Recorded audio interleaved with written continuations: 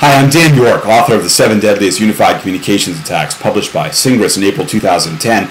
And when Singress first approached me to write about this topic, I had a lot of concerns because, you see, I've been working with Voice over IP security since the early 2000s. With a group of others, I helped get the Voice over IP Security Alliance, or VoIPSA, going back in 2005 and continue to blog about it. I was the producer and co-host of a podcast called Blue Box, the Voice over IP Security Podcast. And more importantly, I had all these books on my bookshelf about Voice over IP security. And I said, why another book? What value is there in having another book when we've already got all this great content out there? Many of these written by good friends of mine. And I sat and said, why? What could I add to the conversation?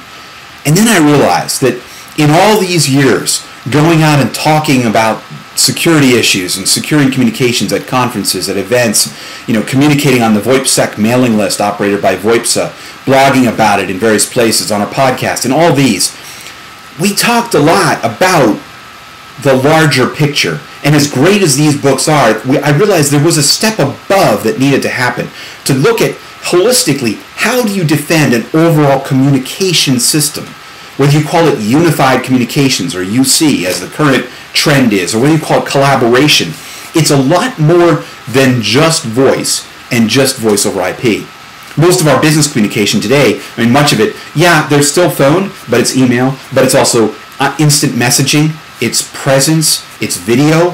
If you think of the real-time communication you use, if you're like me and working in the high-tech space especially, you may not make phone calls all that often.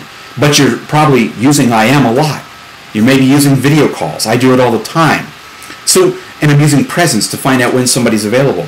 How often, ask yourself, how often does a call start with perhaps an IM chat saying, hey, are you there? Can we talk? It seems to be a common way of starting. I see your presence. Yeah, you look there. I use IM to confirm it, and then we have a voice or video conversation. When you get into that unified communication space, that UC space, how do you secure it? These books talk about the protocols. They talk about the voice aspect of it. They talk about the pieces that are there. But what I wanted to do was raise the questions about how do you secure the larger picture? And so I wrote this book, 7 Deadliest Unified Communications Attacks. There's a website, 7DUC Attacks, and yes, it looks like 7 duck attacks. And if that helps to remember it, great. But here's what I tried to do in the book. I tried to look at what are the problems and what are the solutions. What are some strategies? Each chapter looks at what are the problems, what are the existing attacks against these, what are the future, what's the potential in the future, and what are the strategies you can use today to start protecting yourself or to protect yourself against existing attacks.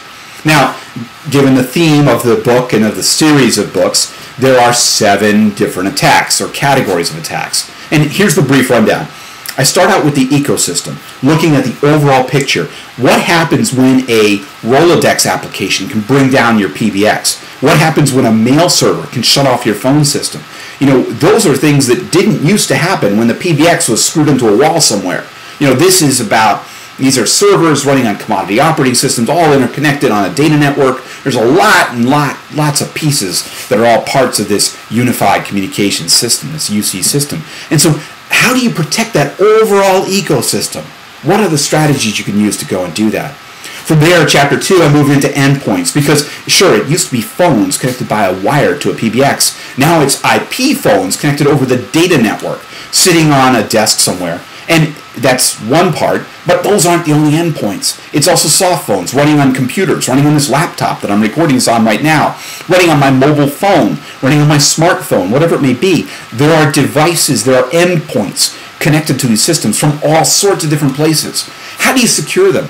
And especially like these IP phones that I'm pointing to over here at my desk that you can't see, but it's not just a little piece of plastic connected by a wire. It's a computer. It's got a web server running on it. Some of them out there have SSH servers and telnet servers. Come on, what are they doing? It's a little computer, complete with patch management that you have to think about and lots of other stuff. When you're running on a soft phone, you're running on a commodity operating system on a PC, and you're connecting in from wherever you are, perhaps over Wi-Fi, perhaps over something else. How are you connecting? How are you securing that?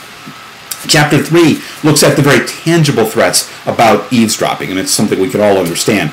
This call, a conversation, could be eavesdropped. And Sure, that's something we have to be concerned about, and how do we protect against that? What are the real threats? Where does somebody have to get in the network to be able to intercept your calls? How can they get there?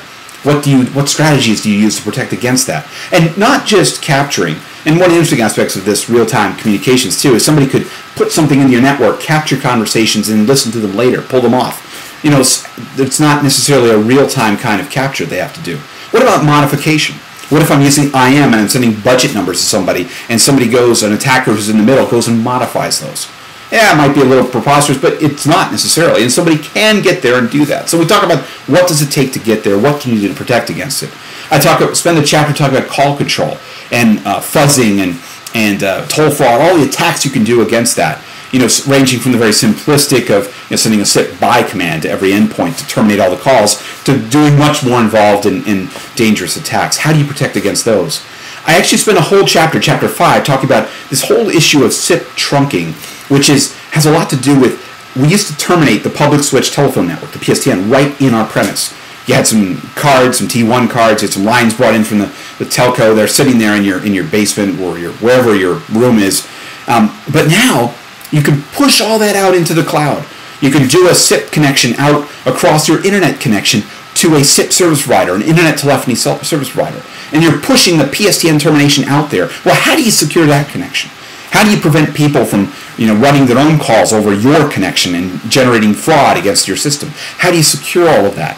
So I talk a lot about that and PSTN interconnection because it is a critical component of what we look at. Chapter 6 talks about identity, phishing, vishing, this whole issue that now with IP communications, our identification is as easy to forge, to fake, as it is in email. So how do we protect against that?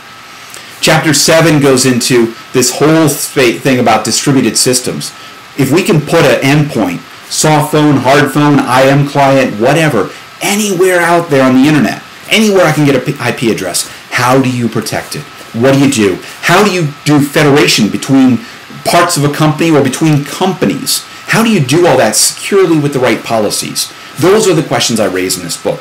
I talk about the big picture, distributed systems, IP everywhere, multimodal, multi-channel communication, voice, instant messaging, presence, video, all of that wrapped up into a large picture. So that's the book. It's called 7 Deadliest Unified Communications Attacks, coming out at the end of April 2010.